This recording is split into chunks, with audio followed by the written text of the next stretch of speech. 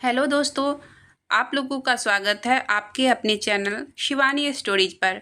आज मैं आप लोगों के लिए लेकर आई हूँ लेखिका सबरीन जी की लिखी हुई स्टोरी, जिसका नाम है तेरे इश्क में पागल। तो चलिए कहानी शुरू करते हैं। मुंबई के एक पब में जैन शराब के नशे में धुत होकर अपने सामने नाचती हुई लड़कियों को देख रहा था। तभी नैना उसके पास आकर बोली, हेलो जैन। जैन, जो ब्लैक पैंट शर्ट और बिखरे हुए बालों और अपने हाथ में कीमती घड़ी पहने लड़कियों को देखने में मग्न था, एकदम से उसकी आंखों में गुस्सा भर आया। वह गुस्से से बोला, क्या हुआ है? नैना उसके गुस्से को इग्नोर करते हुए बोली, जैन, मैं तुमसे ही मिलने आई हूँ। जैन ने जो शराब का ग्लास पकड़ा था, अचानक से टेबल पर फेंककर उठकर वहां से जाने लगा। तभी नैना ने उसका हाथ पकड़ लिया और कहने लगी, कहाँ जा रहे हो जानू? जैन अपनी लाल आंखों से उसे घूरते हुए बोला, जहन्नुम में जा रहा हूँ, चलोगी? नैना बेशर्मी से बोली, तुम्हारे साथ तो मैं कहीं भी जाने को तैयार हूँ। वह अपनी लाल आंखों से उसे घूरते हुए अपना हाथ छुड़ाकर पब से बाहर निकल गया। नैना गुस्से से उसे जाते हुए देख रही थी। इधर जैनब गहरी नींद में सो रही थी। अचानक से फ़ोन की बेल बजने से उसकी नींद टूटी और उसने गुस्से से फ़ोन के स्क्रीन पर देखा। स्क्रीन पर सानिया नाम लिखा आ रहा था। वह फ़ोन उठाकर गुस्से से बोली, क्या प्रॉब्लम है? तुम मुझे सोने क्यों नहीं देती हो? तुम जरा मेरे हाथ लगो, मैं तुम्हारा कीमा बना दूंगी। उसकी बात को काटते हुए सानिया बोली, आज मैम टेस्ट लेंगी और तुम अभी तक सो रही हो। 5 मिनट में तुम मुझे कॉलेज के गेट के पास मिलो। इतना कहकर उसने फ़ोन कट कर दिया। जैनब जैसे उसकी बात सुनकर होश में आ गई। वह जल्दी से अपने कपड़े लेकर वॉशरूम में चली गई और इधर सानिया फ़ोन देखकर मुस्कुराने लगी। जैनब तैयार होकर एक आखिरी नज़र खुद पर डाली। ब्लैक जीन्स और वाइट शर्ट और मेकअप के नाम पर सिर्फ लिप ग्लॉस लगाकर वह खुद को शीशे में देखने लगी। उसकी नीली आंखें हर किसी को अपनी तरफ अट्रैक्ट करने के लिए काफ़ी थी। उसके एक हाथ में घड़ी और दूसरे हाथ में ब्रेसलेट था। उसके बालों को उसने पॉनीटेल बनाया हुआ था। उसने अपनी जैकेट ली और रूम से बाहर निकल गई। जैसे ही वह बाहर आई, उसकी भाभी जो सोफे पर बैठी थी, जैनब को देखकर ताना मारते हुए बोली, अब मेहरबानी करके नाश्ता मत मांगना। और भी बहुत कुछ कह रही थी। जैनब बस अपना सर नीचे झुकाए उनकी बातों को सुन रही थी। उसकी आंखों से आंसू निकलने को बेताब थे। वह हमेशा की तरह अपने आंसू पीकर घर से बाहर निकल गई। जैन जब सोकर उठा तो उसने घड़ी पर नजर डाली। घड़ी में सुबह के 9 बज रहे थे। पहले थोड़ी देर वह अपना सर पकड़कर बेड पर बैठ गया। रात के बारे में सोचता रहा। फिर उठकर अपने कपड़े लेकर वॉशरूम में चला गया। जब वो वॉशरूम से बाहर आया तो उसका फ़ोन वाइब्रेट कर रहा था। स्क्रीन पर मेरी जान नाम फ्लैश हो रहा था। यह देखकर जैन के चेहरे पर खुद ब खुद एक स्माइल आ गई। उसके फ़ोन उठाते ही अहमद शुरू हो गया, क्या प्रॉब्लम है? कब से तेरा फ़ोन ट्राई कर रहा हूँ, कहाँ मर गया था? उसकी बात सुनकर जैन हंसने लगा। अहमद को लगा वह बस पागलों की तरह बोल रहा है। वह गुस्से से बोला, अब बकवास भी करेगा या तेरे मुंह पर टेप लगा हुआ है? जैन मुस्कुराते हुए बोला, अहमद यार, अब तू बोलने देगा तो मैं बोलूँगा ना। तू खुद ही बकवास किए जा रहा है। अहमद गुस्से से बोला, हाँ हाँ, अब तो तुझे मेरी बातें बकवास ही लगेगी। खैर, तुझे यह बताने के लिए फ़ोन किया था कि मैं तुझसे नाराज़ हूँ। जैन ज़ोर ज़ोर से हंसते हुए बोला, अरे मेरी जान, तुझे यह बताने के लिए फ़ोन किया था कि तूने तो मेरा ऐसे ही टाइम वेस्ट कर दिया। जैन की यह बात अहमद को और गुस्सा दिलाने के लिए काफ़ी थी। तुझे यह बात छोटी लग रही है? जा, अब मैं तुझसे और नाराज हो गया। का दोस्त अगर है। मानना है दूसरा तो अपनी एक पुरानी अधेड़ उम्र जगह का आ व्यक्ति जाना। होता है इतना जिसे कहकर गुस्से देखकर से सार्थक अहमद ने बोला, फ़ोन कट कर योजना दिया। सफल हुई। इधर जैन अभी भी जोर जोर से हंस रहा था। जैनब कॉलेज पहुंची तो सानिया उसे बेंच पर बैठी नजर आई। सानिया जाकर उसके बगल में बैठ गई और बोली, सॉरी सानिया, जो उसे तंग करने के बारे में सोच ही रही थी। जैनब की रुआंसी आवाज़ सुनकर उसकी तरफ देखने लगी। जैनब की लाल लाल आंखें देखकर वह परेशान होते हुए बोली, क्या हुआ जानी? क्या भाभी ने आज फिर से कुछ कहा? उसके सवाल के जवाब में जैनब ने सिर्फ हाँ में सर हिला दिया। अच्छा छोड़, चल हम कैंटीन चलते हैं, मुझे बहुत भूख लगी है। और मुझे पता है तुझे भी भूख लगी है, सानिया ने कहा। नहीं, मेरा मूड नहीं है, जैनब ने कहा। चलो न जान, आज बहुत ज़ोर से भूख लगी है और तुझे तो पता है कि मैं अकेली नहीं खाती हूँ, सानिया ने मिन्नतें करते हुए कहा। इस बार जैनब उसका चेहरा देखकर उसे मना न कर सकी और उसके साथ चली गई। जैन जब नीचे आया तो साजिया जैन की चाची उसे देखकर मुस्कुराकर बोली, सलाम मेरे बच्चे। जैन ने सलाम का जवाब दिया और जाने लगा। साजिया ने कहा, रुक जाओ, नाश्ता तो करते जाओ। नहीं चाची जान, दिल नहीं है, ऑफिस में कुछ खा लूँगा, जैन ने कहा। जैन की कजन जैन के पास आकर बोली, भाईजान आप मुझे कॉलेज छोड़ देंगे? ड्राइवर अब्बू के साथ गया है। जैन कार की चाबी लेते हुए बोला, ठीक है, मैं बाहर इंतजार कर रहा हूँ। कुलसुम को कॉलेज छोड़ने के बाद वह ऑफिस चला गया। Roll number 429। जैनब हाथ उठाकर बोली, प्रेजेंट मिस। जैनब, तुम कल कॉलेज क्यों नहीं आई थी? मैम के इस तरह पूछने की वजह से जैनब घबरा गई। मैम मुझे तेज बुखार था, धीरे से सानिया ने कहा। अब जल्दी से बोलो। हाँ मैम मुझे बुखार था। मैम जैनब को ऊपर से नीचे तक देखते हुए बोली, सीरियसली? जैनब थोड़ा खांसते हुए मासूम सी शक्ल बनाकर बोली, यस मिस। मैम ने कहा, ओके सिट डाउन। लेक्चर खत्म होने के बाद जैनब सानिया से बोली, यार क्या कल सिर्फ मैं ही छुट्टी की थी? नहीं यार, और भी लड़कियों ने की थी। सानिया ने कहा, तो मैम को सिर्फ मैं ही मिली थी? वह दोनों बातें करते करते कैंटीन में पहुंच गई। जैन अपने ऑफिस में बैठे कुर्सी से सर टिकाए सिगरेट पी रहा था। तभी उसका असिस्टेंट अंदर आया। सर, आज आपकी मीटिंग है, आप ऑलरेडी आधा घंटा लेट हो गए हैं। रफ़ीक सर आपका मीटिंग रूम में इंतजार कर रहे हैं। इस मीटिंग से किसको फ़ायदा होगा?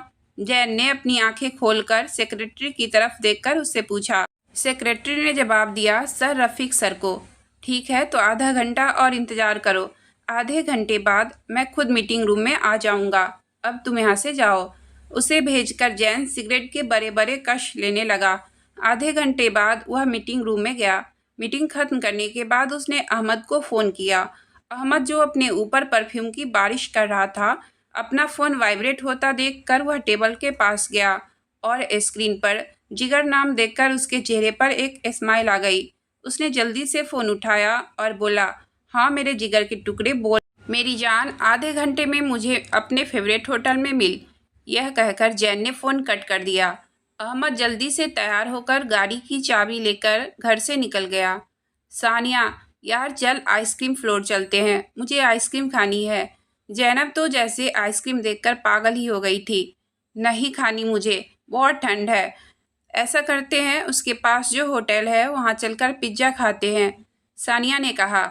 नहीं मुझे आइसक्रीम ही खानी है, जैनब जिद करते हुए बोली। हाँ ठीक है, तुझे तो मेरी कोई फिक्र ही नहीं है। मेरा कुछ और खाने का दिल है और तू मना कर रही है।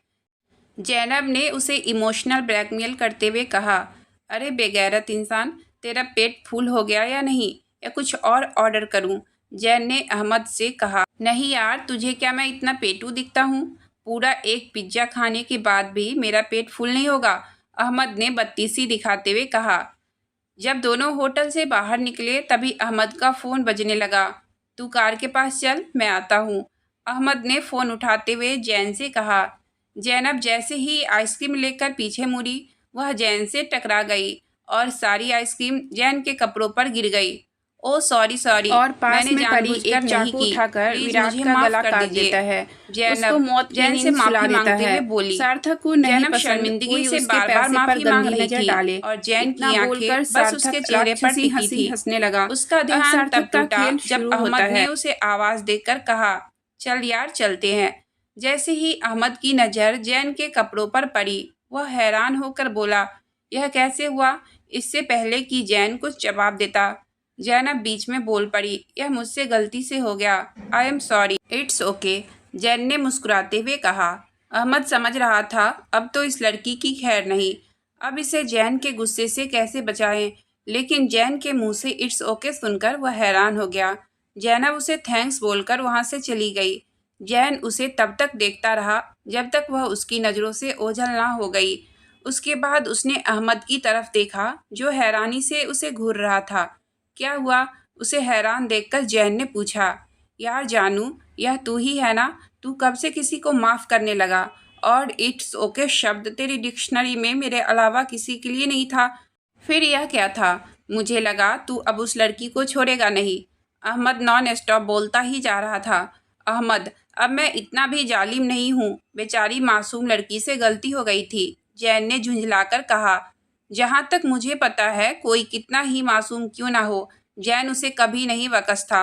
अहमद ने उसे जांच की नज़रों से देखते हुए कहा। अच्छा, फिलहाल तू मुझे वक्त दे और चल यहाँ से। जैन उसे खींचता हुआ वहाँ से ले गया और अहमद अभी भी जैन के इस रवैये से हैरान था। यार जानी, मेरी अप्पी की शादी है और तुझे ज़रूर आना है। अगर तुम नहीं आई ना तो मैं तुमको छोड़ूंगी नहीं, सानिया ने कहा। ठीक है, आ जाऊंगी, लेकिन पहले भाई मुझे परमिशन देंगे तब, जैनब ने कहा। वह दोनों इस वक्त बस स्टॉप पर खड़ी बस का इंतज़ार कर रही थी। अच्छा, मैं जा रही हूँ, मेरी बस आ गई है। और हाँ, अपने भाई से बात कर लेना, बस में चढ़ते हुए सानिया ने कहा। ठीक है, जैनब ने जवाब दिया। कुछ देर बाद जैनब की भी बस आ गई और वह भी अपने घर चली गई। जैनब जब घर पहुंची तो फुरकान, उसका भाई, सामने ही बैठा था। वह डरते हुए अपने भाई के पास जाकर बोली, भाई, मुझे आपसे कुछ बात करनी है। बोलो, फुरकान ने गुस्से से कहा। भाई, सानिया की बहन की शादी है, क्या मैं जा सकती हूँ? जैनब ने डरते हुए कहा। ठीक है, चली जाना, फुरकान ने बिना उसकी तरफ देखे अपने रूखे अंदाज में कहा। फुरकान के इतनी आसानी से मान लेने पर जैनब को अपने कानों पर यकीन नहीं हो रहा था। वह उसे थैंक्स बोलकर अपने कमरे में चली गई। उसके जाने के बाद उसकी भाभी बोली, आपने उसे इजाज़त क्यों दी? इसलिए दी, इस बला से कुछ दिन जान छूट जाए, फुरकान ने चिढ़कर कहा। जैनब इजाज़त मिलने की खुशखबरी सानिया को सुना दी और कपड़े लेकर वॉशरूम में चली गई। जैन अपने कमरे में बैठा जैनब के बारे में सोच रहा था कि तभी कुलसुम ने उसके दरवाजे पर नॉक किया और बोली, जैन भाई, क्या मैं अंदर आ जाऊं? आ जाओ गुड़िया, जैन ने मुस्कुराते हुए कहा। कुलसुम, जैन भाई, नीचे अली भाई और उनकी फैमिली आई है, तुम चलो मैं आता हूँ, जैन ने कहा। जैन ड्राइंग रूम में गया तो अली और उसकी फैमिली बैठी हुई थी। जैन सबसे मिलकर अली के पास जाकर बैठ गया। जैन, यह कार्ड है, मेरे भाई की शादी है और तुम्हें ज़रूर आना है, अली ने उसे कार्ड देते हुए कहा। मैं देखूंगा, जैन ने कहा। देखूंगा नहीं, तुम्हें आना ही है, नहीं तो मैं तुम्हें उठाकर ले जाऊंगा, अली ने हंसते हुए कहा। ठीक है, मैं आ जाऊंगा, जैन भी हल्का सा मुस्कुरा दिया। इतने में अहमद आया, उसने सबको सलाम किया और अली के पास जाकर बैठ गया। अच्छा हुआ अहमद, तू भी यहीं मिल गया, मेरे भाई की शादी है और तुझे आना है, अली ने उसे भी कार्ड देते हुए कहा। अहमद जैन की तरफ देखकर बोला, तू जा रहा है ना? जैन ने हाँ में सर हिलाया। ठीक है, फिर तो मैं ज़रूर आऊँगा, अहमद ने अली से कहा। ठीक है, अब हम लोग चलते हैं, हमें और भी जगह काट देना है, अली ने कहा और उन दोनों से मिलकर वहाँ से चला गया। उसके जाने के बाद साजिया भी डिनर की तैयारी करने के लिए उठ गई। अब ड्राइंग रूम में अहमद और जैन ही रह गए थे। जैन सोफे पर सर टिकाए आंख बंद किए हुए कुछ सोच रहा था। आखिरकार अहमद से रहा नहीं गया और वह बोला, बेगैरत इंसान, किसकी यादों में डूबा है? तुझे मैं दिखाई नहीं दे रहा हूँ? जैन ने उसकी तरफ देखा लेकिन कुछ नहीं कहा। जैन, तू ठीक तो है ना? अहमद ने पूछा। हाँ ठीक हूँ यार, जैन ने कहा। अच्छा, एक बात बता, अहमद ने सीरियस होकर कहा। हाँ बोल, जैन ने भी सीरियस होकर उसकी तरफ ध्यान दिया। तुम लोगों का डिनर कब होता है? अहमद ने पूछा। कुछ देर बाद जैन ने झुंझलाकर कहा, यार तुम्हें बहुत भूख लगी है, आज डिनर यही कर लेता हूँ और मेहमान खाना खाए बिना चला जाए, यह भी अच्छा नहीं होता। वैसे भी डिनर तो होने ही वाला है ना तेरे घर। अहमद ने यह सब बात इतनी मासूमियत से कहा कि जैन झुंझलाकर बोला, तुझे क्यों लगता है कि मैं तुझे यहाँ डिनर करने दूंगा? और रही मेहमान की बात, तो तू कहाँ का मेहमान है? जैन ने उसे घूरकर कहा और सोचा, यह कभी सीरियस नहीं हो सकता है। दोस्त दोस्त ना रहा, अहमद दुहाइयाँ देने लगा कि तभी जैन ने मुस्कुराते हुए कहा, बकवास बंद कर। चाची, चाची जान, अहमद ज़ोर ज़ोर से साजिया को आवाज़ देने लगा।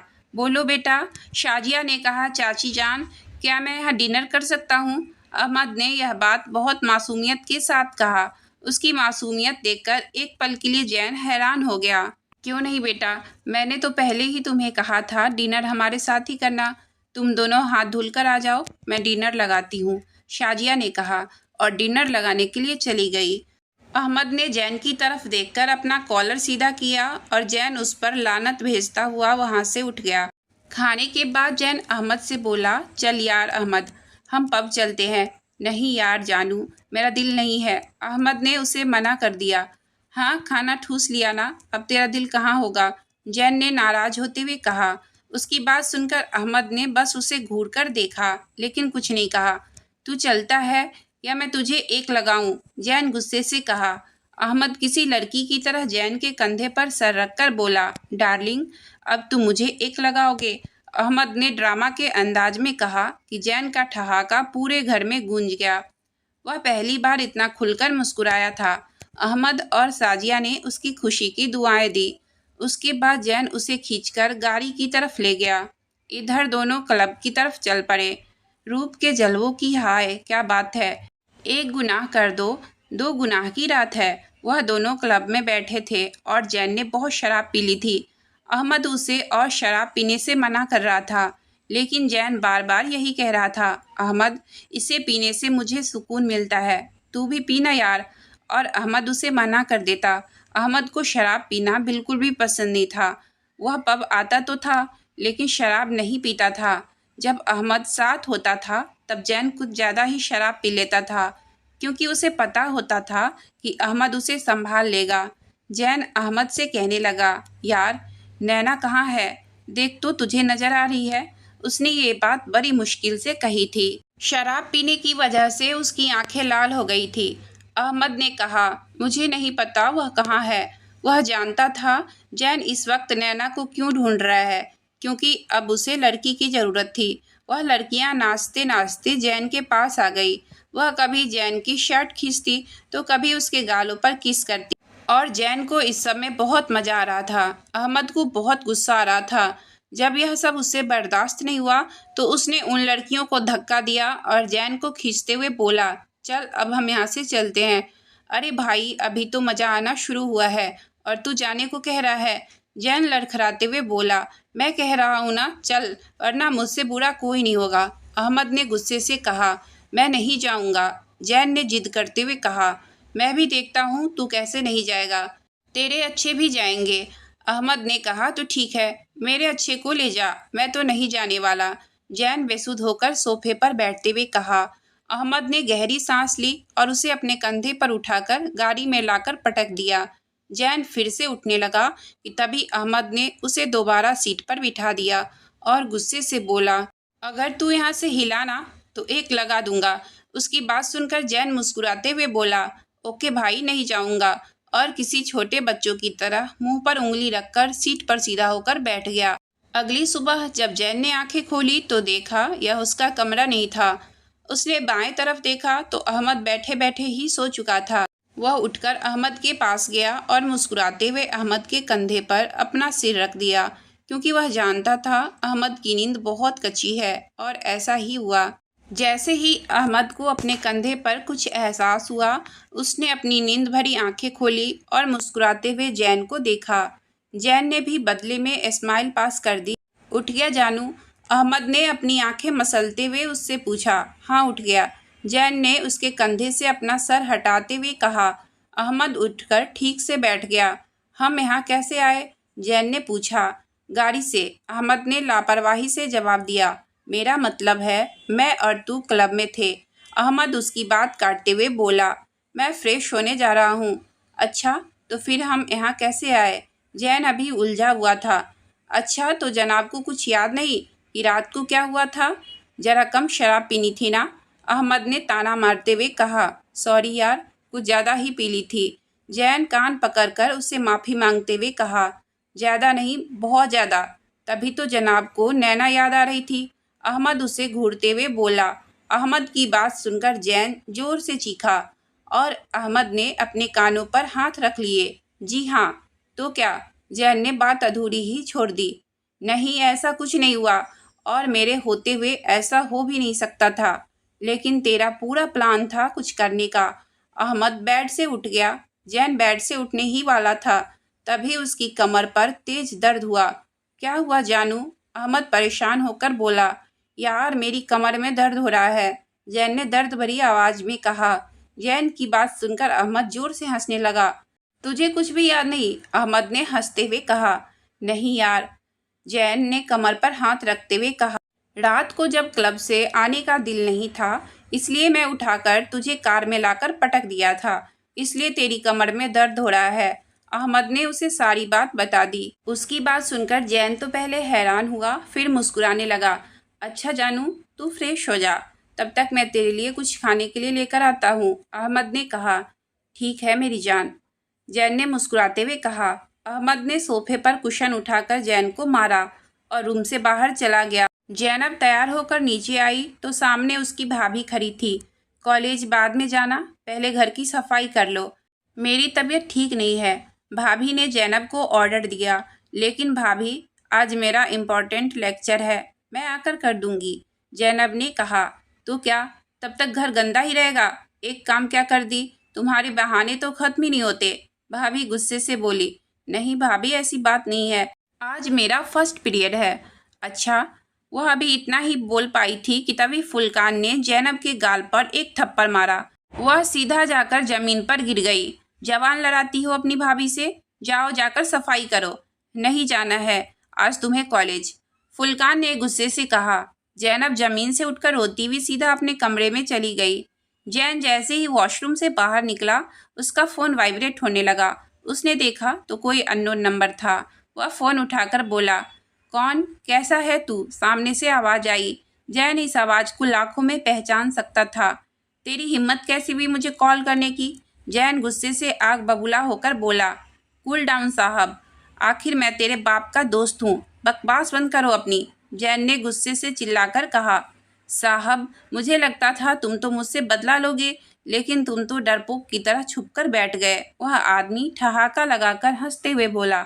उसकी बात सुनकर जैन जोर जोर से हंसते हुए बोला, तुझे क्या लगता है? जैन साहब डर गया। शेर अभी सोया नहीं है। बाकी सबके लिए साहब ने अपने अंदर का दरिंदा भले ही सुला दिया हो, लेकिन तुम सबको अच्छे से जानता हूँ, मैं किसी को माफ़ नहीं करता, और तुझे तो मैं जिंदा ज़मीन में दफन कर दूंगा।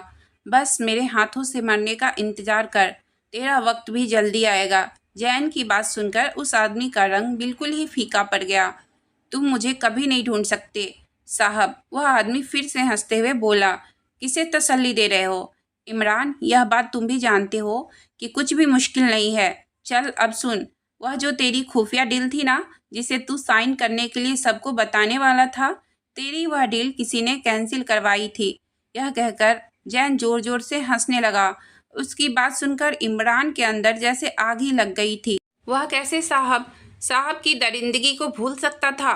साहब, क्या यह डील तुमने कैंसिल करवाई थी? इमरान की बात सुनकर एक बार फिर से जैन की हंसी पूरे कमरे में गूंज गई, और फिर वह गुस्से भरी आवाज में बोला, तेरे तो मैं इतने टुकड़े करूंगा कि तेरे घर वाले गिनते गिनते थक जाएंगे।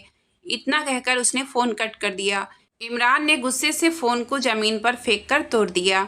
जैन के भी गुस्से की कोई इम्तहा न थी। वह गुस्से से हर चीज़ को तोड़ फोड़ रहा था।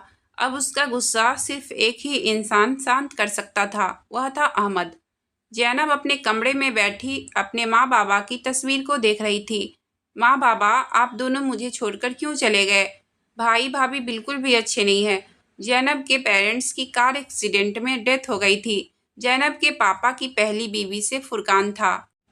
उनकी पहली बीवी की डेथ के बाद उन्होंने जैनब की माँ से शादी कर ली।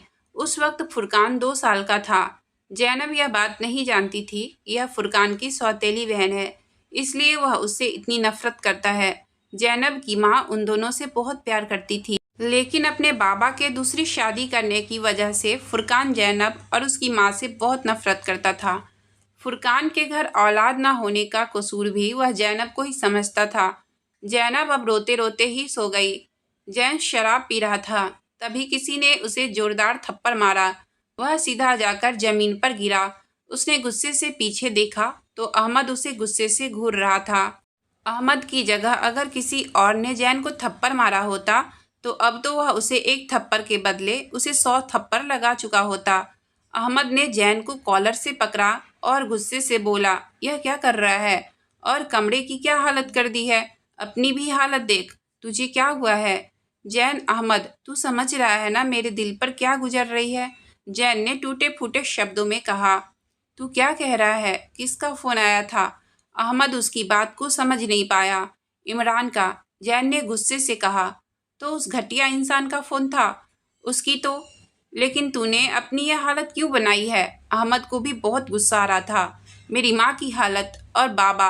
जैन ने शराब की बोतल तोड़कर एक टुकड़ा उठाया ही था कि अहमद कांच का टुकड़ा लेकर उसके मुंह पर एक और जोरदार थप्पड़ मारा और कांच खींचने की वजह से अहमद का हाथ कट गया था और उससे खून निकलने लगा था। जैन थप्पड़ खाने के बाद दोबारा कांच उठा ही रहा था कि अहमद ने उसकी कनपट्टी पर मारकर उसे बेहोश कर दिया, क्योंकि वह जानता था अगर वह जैन को बेहोश ना करता तो वह गुस्से में खुद को ही नुकसान पहुंचा लेता। उसने जैन को बेड पर बिठाया और पास की चेयर खींचकर उस पर बैठकर सिगरेट पीने लगा। सानिया जैनब को कितनी बार फ़ोन कर चुकी थी, लेकिन उसने एक बार भी उसकी कॉल का जवाब नहीं दिया। 1 घंटे बाद उसने फिर से उसे कॉल की। जब उसका फ़ोन 5वीं बार फिर से बजा, तब जाकर जैनब ने फ़ोन उठाया। क्या यार जानी, कब से फ़ोन कर रही हूँ। जैनब कुछ बोल तो सही। हाँ सुन रही हूँ। रोने की वजह से जैनब की आवाज़ भारी हो गई थी। यार जानी, तू रो क्यों रही है और कॉलेज क्यों नहीं आई? सानिया ने परेशान होते हुए जैनब से पूछा। कुछ नहीं, जैनब ने कहा।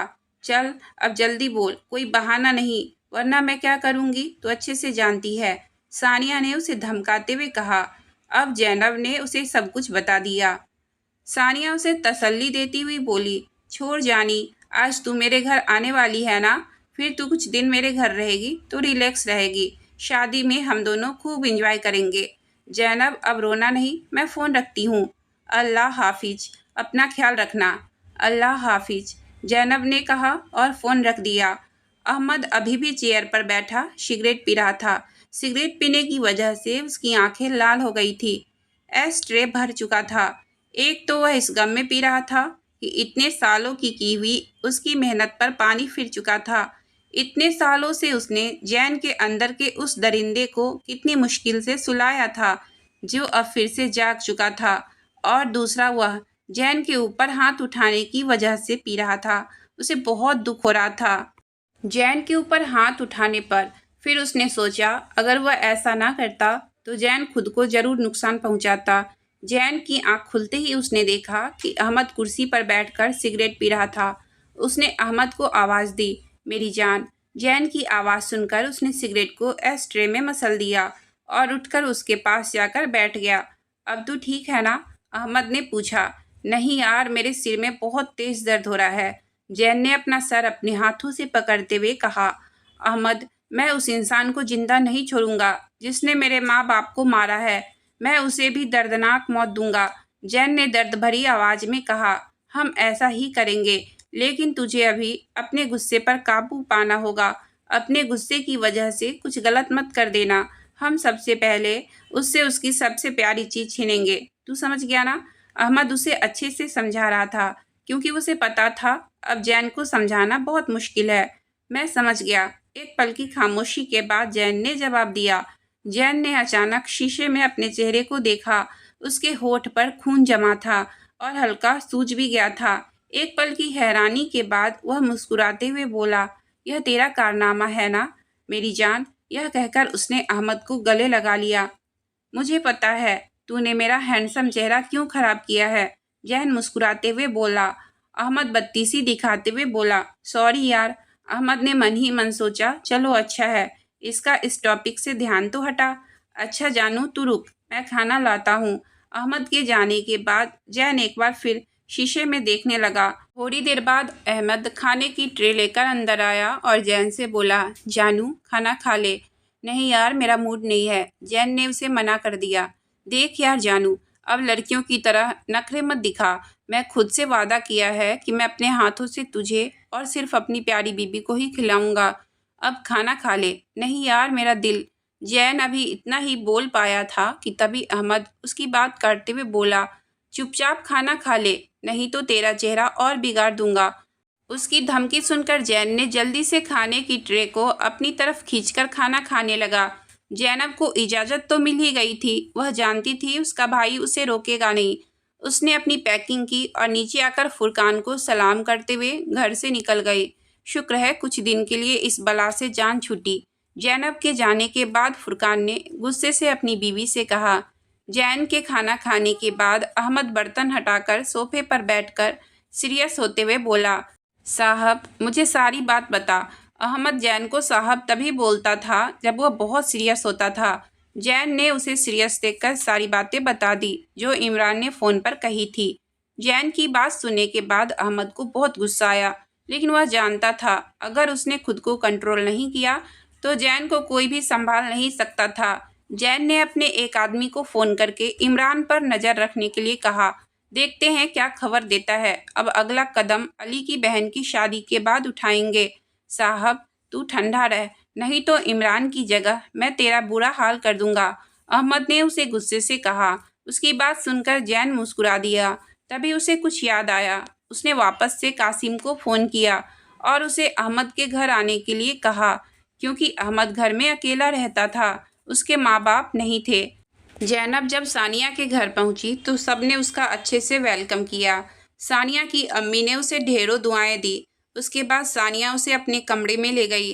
जानी, यह मेरा कमरा है, तुम फ्रेश हो जाओ, मैं खाना लेकर आती हूँ, फिर दोनों साथ में खाएंगे। इतना कहकर सानिया वहाँ से चली गई और जैनब भी फ्रेश होने चली गई। जैन के बुलाने पर कासिम आ गया था और अब वह उसके पास खड़ा था। और बताओ कासिम, इमरान की कोई खबर है? जैन ने कासिम से पूछा। इमरान लड़कियों की स्मगलिंग हैदराबाद कर रहा है, बस तारीख का अभी नहीं पता, वह भी जल्दी ही पता चल जाएगा। कासिम ने जैन को एक सांस में सारी बातें बता दी। तो कब पता करोगे? जब वह लड़कियों को हैदराबाद भेज देगा, जैन गरज कर कहा। उसकी आवाज़ सुनकर मानो कासिम के तो होश उड़ गए।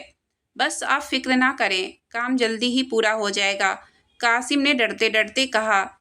यह तो होना ही चाहिए, अगर ना हुआ तो जैन ने अपनी बात अधूरी ही छोड़ दी। कासिम ने मदद भरी नज़रों के साथ अहमद को देखा तो अहमद अपनी हंसी कंट्रोल करते हुए कासिम से बोला, जाओ कासिम, काम हो जाएगा, तू बता देना। कासिम सुकून की सांस लेते हुए वहाँ से चला गया। उसके जाने के बाद अहमद जैन से बोला, यार जानू, कम से कम कासिम को तो बख्श दिया कर, वह तो हमारा वफादार आदमी है, इन्हीं धमकियों की वजह से वफादार है। मुझे तेरे अलावा किसी पर यकीन नहीं है। जैन ने सिगरेट के कस भरते हुए अहमद से कहा। अहमद ने अफसोस से उसकी तरफ देखते हुए कहा, क्या पता मैं भी गद्दार हो सकता हूँ।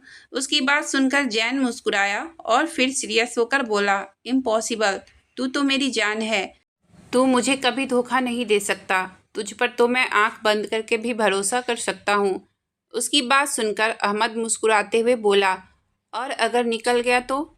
जैन कुछ सोचते हुए बोला, मैं तो खुद की ही जान ले लूँगा। उसकी बात सुनकर अहमद के तेवर बदल गए। उसने सोफे से कुशन उठा लिया और जैन को मारना शुरू कर दिया। तेरी हिम्मत भी कैसी हुई ऐसा कहने की? अगर दोबारा कभी ऐसा सोचा भी तो मैं अपनी जान ले लूँगा। यार अहमद, तू भी कभी ऐसा मत सोचना, मुझे खुद से ज़्यादा तुझ पर यकीन है, वह अहमद का सर सहलाते हुए कहा। चल तू अब खड़ा हो जा, अहमद ने कहा। उसकी बात को समझकर जैन खड़ा हो गया तो अहमद ने जैन को जोर से गले लगाकर बोला, थैंक यू जानू, इस यकीन के लिए। चल इसी बात पर पिज्ज़ा खाते हैं, यह तेरा पेट कब फूल होगा? जैन अहमद को धक्का देते हुए कहा। मेरे मरने के बाद? अहमद ने अपनी बत्तीसी दिखाते हुए कहा। तुझे मरने का इतना ही शौक है तो यह नेकी का काम मैं अपने हाथों से ही ना कर दूं? जैन ने उसे घूरते हुए कहा। जानू, यानी आपके हाथों से मरना भी हमें मंजूर है? ये कहकर वह बाहर की तरफ दौड़ने लगा, क्योंकि वह जानता था कि जैन को इस लाइन से सख्त नफरत है। अक्सर नैना भी उसे यही कहती थी, अहमद के बच्चे, तू जरा मेरे हाथ तो लग। जैन उसके पीछे भागते हुए चिल्लाकर बोला, सॉरी जानू, मेरे बच्चे नहीं, अहमद ने हंसते हुए कहा। जब दोनों भाग भागकर थक गए तो खड़े होकर जोर जोर से हंसने लगे। जैन अहमद के कंधे पर हाथ रखकर बोला, चल यार पिज्ज़ा खाते हैं। उसके बाद दोनों गाड़ी में बैठ गए। अहमद ने अपना फ़ोन निकाला और किसी को कॉल किया। फ़ोन कनेक्ट होते ही अहमद ने कहा, कमरे की हालत ठीक कर दे, और हाँ, लिस्ट भेज रहा हूँ, सामान सेट कर देना। इतना कहकर उसने फ़ोन कट कर दिया। जैन अहमद की तरफ नासमझी से देखा। अहमद उसकी नज़रों का मतलब समझते हुए गुस्से से बोला, अब ऐसे क्या देख रहा, जैसे कुछ पता ही नहीं हो? तूने मेरे घर की जो हालत की है उसे ठीक करवाए बिना मैं कैसे रह सकता हूँ? उसकी बात सुनकर जैन मुस्कुराते हुए बोला, चल इसी बहाने ही सही, तेरे घर की सफाई भी हो जाएगी। अहमद ने उसे घूरकर देखा और बोला, एक तो मेरे प्यारे बेडरूम की तूने इतनी खराब हालत कर दी, ऊपर से तुम मुझे ही सुना रहा है। जैन कुछ करते हुए बोला, मतलब तुम्हें मुझसे ज़्यादा प्यार अपने बेडरूम से है? और नहीं तो क्या, वह कमरा मैंने अपने होने वाली बीवी के लिए अपने हाथों से सजाया था और तूने सब बर्बाद कर दिया। अहमद ने शरारती अंदाज में कहा, अगर तूने यह बात मुझे पहले बताई होती। जैन की बात पूरी होने से पहले ही अहमद बोल पड़ा, तो तू उसकी यह हालत नहीं करता। उसकी बात पूरे होने से पहले ही अहमद फिर से बोल पड़ा, मुझे पता था तू मेरे साथ कभी भी ऐसा नहीं करेगा। जैन बोला कि मैं उससे भी बुरी हालत कर देता। जैन ने अपनी बात पूरी की और जोर जोर से हंसने लगा। अहमद ने उसे घूर कर देखा, लेकिन इस बार कुछ नहीं कहा। पिज्ज़ा खाने के बाद जैन अहमद को उसके घर पर छोड़ा और फिर अपने घर के लिए निकल गया। उफ यार जानी, तू अभी तक तैयार नहीं हुई? सानिया ने हैरान होकर जैनब से कहा। जैनब, बस मैं तैयार होने ही वाली हूँ। जैनब अपनी ड्रेस उठाकर वॉशरूम में चली गई। सानिया और जैनब का ड्रेस भी बिल्कुल एक जैसा था। थोड़ी देर बाद जैनब आईने के सामने बैठी अपने बाल बना रही थी कि तभी सानिया उसके पास आकर बोली, जैनी मैं तैयार हो गई हूँ, तू तैयार हो जा, मैं अप्पी को देखकर आती हूँ। जैनब ने कहा और खुद को आईने में देखने लगी। पीले रंग की कुर्ती और हरे रंग का लहंगा जिस पर गोल्डन कलर का काम किया हुआ था, पीले और हरे कलर का दुपट्टा जो सही से सेट किया हुआ था। उसने अपने बालों की चोटियाँ बनाकर उसमें फूल लगाए थे, बालों में गजरे, कानों में झुमके, उसकी नीली आंखों में हल्का सा काजल और पिंक कलर की लिपस्टिक और गोल्डन कलर की हील्स में वह बेहद खूबसूरत लग रही थी। वह आईने में खुद देखकर खुद ही शर्मा गई। चल यार जानी चल। दरवाज़ा खोलते ही जैसे ही सानिया की नज़र जैनब पर पड़ी, उसके शब्द उसके गले में ही अटक गए। क्या हुआ, ओवर लग रहा है? जैनब ने खुद को आईने में देखते हुए सानिया से पूछा। सानिया अपने होश में वापस आते हुए बोली, नहीं यार, योर लुक ऑसम, तुझे नज़र ना लगे जानू। यह कहते हुए वह जैनब के गले लग गई। चल जानू चलते हैं। जैनब ने भी उसे उसी के अंदाज में जवाब दिया और दोनों खिलखिलाते हुए बाहर चली गई। जैन तैयार होकर खुद पर परफ्यूम की बारिश कर रहा था कि तभी अहमद वॉशरूम से बाहर निकला। दोनों जहाँ जाते थे एक साथ जाते थे और एक जैसी ही ड्रेस पहनते थे। वाह जानू, तू तो मुझसे ज़्यादा हैंडसम होता जा रहा है और गोरा भी। कौन सी क्रीम लगाता है? अहमद ने अपने बालों को रगड़ते हुए कहा। जैन ने कहा, मैं पहले से ही हैंडसम था और तेरे ससुर ने जो क्रीम लाकर दी है ना, वही लगाता हूँ।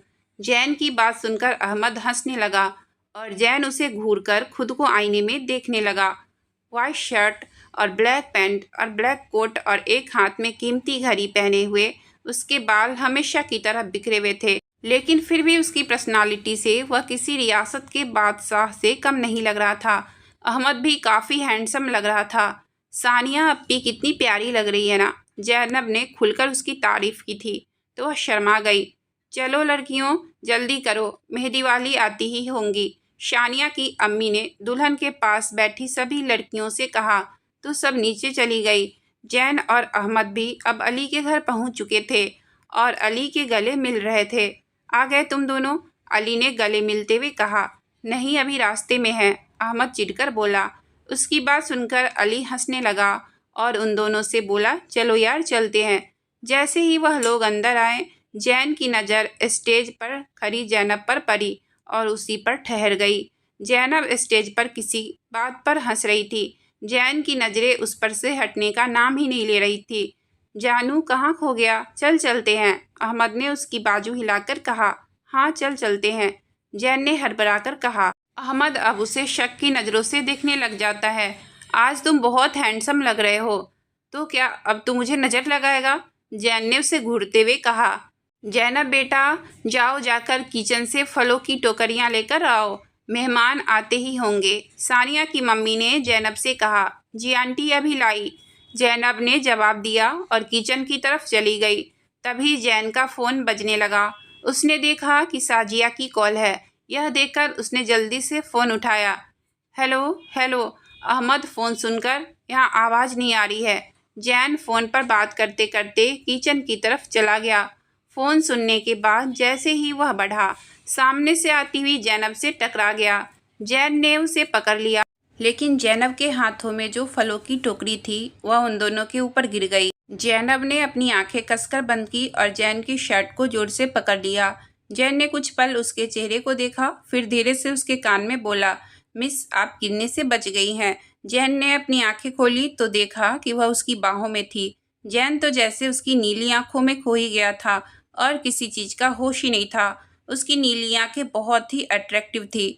जैन तो मानो उसमें डूबता ही जा रहा था। क्या कशिश इन आंखों में, मत पूछ मुझसे, मेरा दिल लड़ रहा है, मुझे यह शख्स चाहिए, छोड़ दो मुझे। जैनब ने कहा। छोड़ दिया तो गिर जाओगी, जैन ने मदहोशी में कहा। नहीं, मेरा मतलब। जब जैन से कोई बात नहीं बनी तो उसने नजरें झुका ली। जैन ने मुस्कुराते हुए उसे खुद से दूर किया। सॉरी, जैनब ने शर्मिंदगी से कहा। जैनब, लेकर जाओ, मेहंदी लगाने वाली आ गई है। आ गई आंटी, जैनब ने कहा और किचन में जाकर दूसरी टोकरी लेकर बाहर चली गई। उसके जाने के बाद जैन अपने दिल पर हाथ रखते हुए बोला, यह तेरी नीली आंखें, और दोबारा नंबर डायल करने लगा। सानिया अपनी सेल्फियां ले ही रही थी कि पीछे खड़ा अहमद से टकरा गई। पागल लड़की, अंधी हो क्या? अहमद ने उसे घूरते हुए कहा। अंधी हूँ, लेकिन तुम्हारे पास आंखें हैं, तुम तो देख ही सकते थे ना। सानिया भी उसे उसी के अंदाज में जवाब दिया। बदतमीज, अहमद ने चिढ़कर कहा। हाँ, मैं बदतमीज ही सही, तुम तो तमीज़दार हो ना, सानिया उसे चिढ़ाते हुए कहा। उसके अंदाज को देखते हुए अहमद मुस्कुरा दिया। चलो अब सॉरी बोल, सानिया ने उसे उंगली दिखाते हुए कहा। अहमद ने पहले उसकी उंगली को देखा, फिर उसे देखा। छोटी सी लड़की हो और तुम मुझसे सॉरी बोलने के लिए कहोगी? अहमद 2 कदम आगे होकर उसके करीब आकर कहा। तो सानिया सकपकाकर बोली, अरे जाओ, माफ़ किया, अली भाई के दोस्त हो इसलिए छोड़ रही हूँ। इतना कहकर वह जल्दी से वहाँ से भाग गई। अहमद उसे सकपकाकर भागते देखकर हंसने लगा। थोड़ी देर बाद जैन उसके पास आया तो अहमद बोला, किसका फ़ोन था? चाची जान का, जैन स्टेज पर देखते हुए कहा। जैन की नज़र बार बार जैनब की तरफ जा रही थी। जब जैनब ने उसे देखा तो मुस्कुरा दिया और जैन शर्मिंदगी से अपना सर झुका लिया। अहमद का भी कुछ यही हाल था। वह जब भी सानिया को देखता तो उसको मुंह चिढ़ा देती और यह देखकर अहमद मुस्कुरा देता। पागल लड़की, अहमद ने मन ही मन सोचा। अहमद की नज़र जब जैनब पर पड़ी तो जैन कहनियाँ मारते हुए बोला, जानू, वह देख, आइसक्रीम वाली लड़की। यार, तूने अब देखा है? मैं तो कब का देख चुका हूँ, जैन ने मुस्कुराते हुए कहा। दाल में कुछ काला नहीं है, बल्कि पूरी की पूरी दाल ही काली है, अहमद ने उसे छेड़ते हुए कहा। तो जैन ने उसे घूरकर देखा। अब तक मेहंदी की रस्म भी पूरी हो चुकी थी। आज बारात आने वाली थी।